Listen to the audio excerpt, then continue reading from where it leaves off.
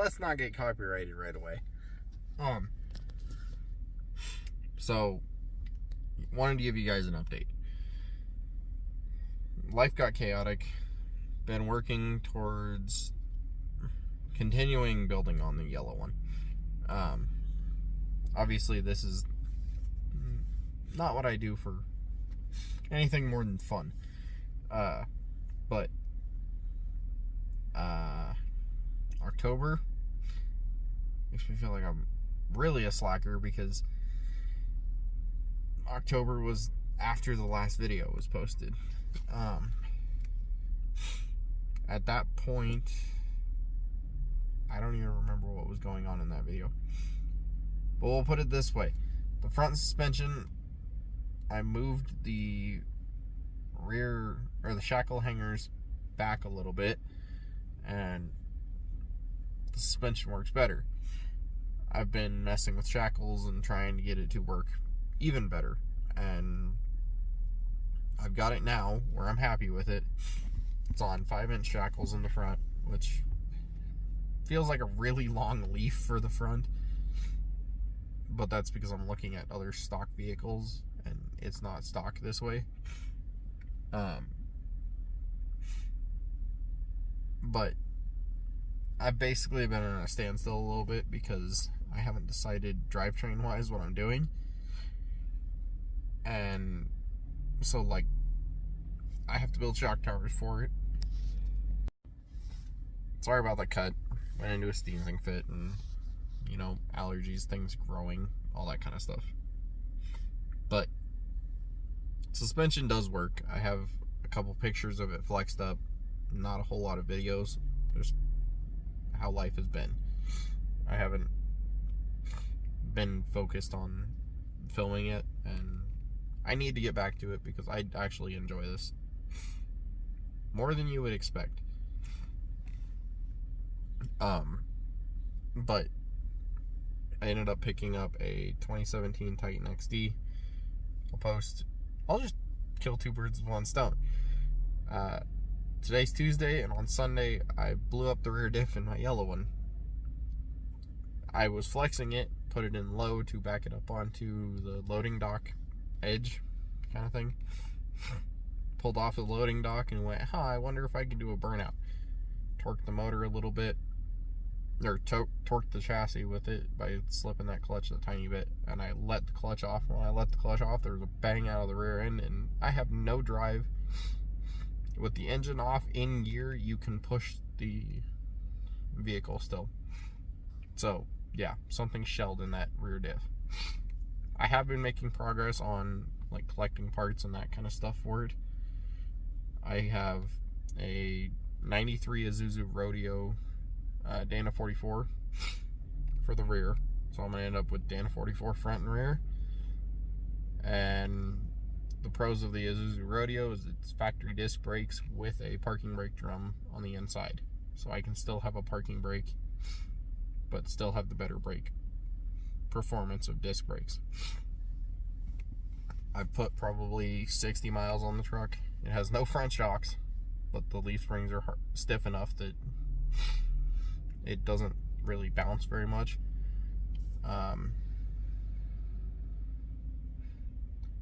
And I've got a bunch of stuff I'm trying to sort out for what I'm doing build wise, because the original build plan was keep it simple stupid. That's why it got put on leaf springs. I may end up putting it axle under on the front instead of axle over, because the suspension still can flex and get the tire up into the fender well, or into the rear of the fender. I think that's about all of an update on the front suspension. Going to pick up some used Chevy 63s for the rear,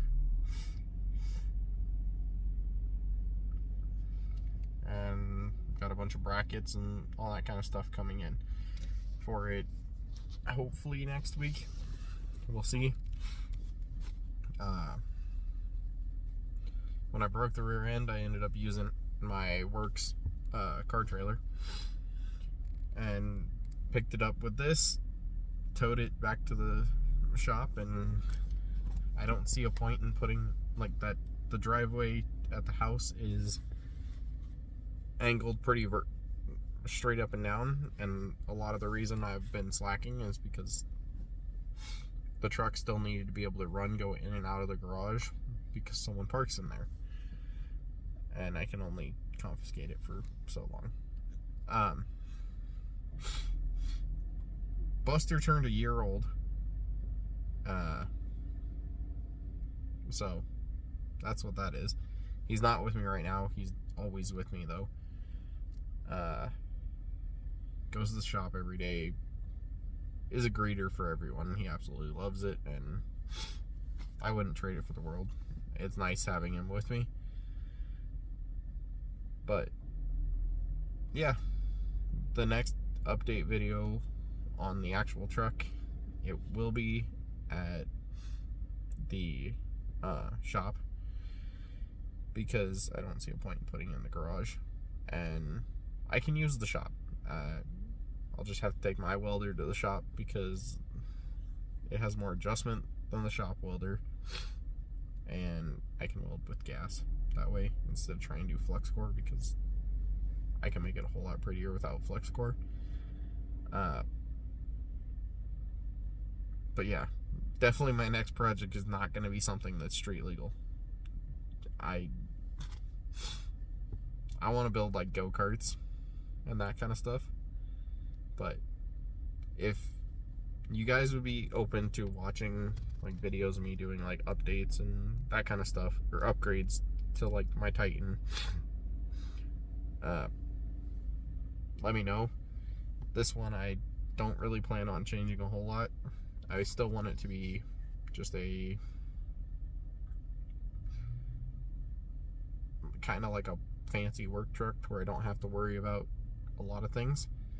But I want to get a shell for it because I like camper shells, and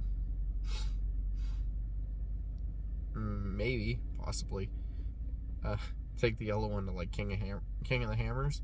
I can take the camper shell off of it and just camp in this and just tow it down there instead of driving that thing however far it is from northern Colorado to California for King of the Hammers. But that's been one of those bucket list trips I've been wanting to do. Maybe that, yeah. We'll see how my rear suspension work goes. But it'd be nice to be there next year. It's definitely something I want to see and be a part of the party that goes around that. And but just let me know on those updates. The shells are expensive for this. I've debated doing a DIY, which I think would be kind of cool, but it'd have to look good because the truck looks good. But I'll post a picture of this thing with the yellow one on the trailer behind it, because that's what I bought this for. I figured if I got into a loan, I needed it to be something that could tow. The little mini trucks they're not bad. I will die on that hill of mini trucks do what most people need. But when you need to tow, having the wheelbase, the weight, all of it, it's amazing. The power is awesome in this thing.